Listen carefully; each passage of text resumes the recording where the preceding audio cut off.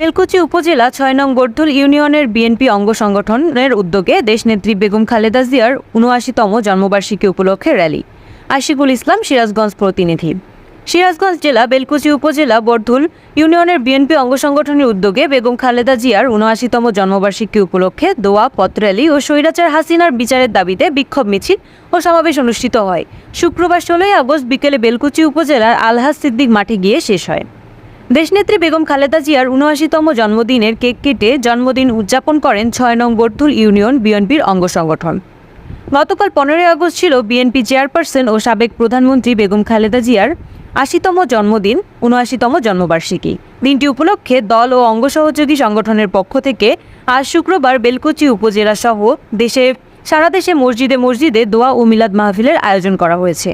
তবে এই জন্মদিনের অনুষ্ঠান আড়ম্বরপূর্ণভাবে পালন না করার জন্য ১ দশক আগে থেকেই বিএনপি চেয়ারপারসন বেগম খালেদা জিয়া দলীয় নেতাকর্মীদের নির্দেশনা দিয়েছেন।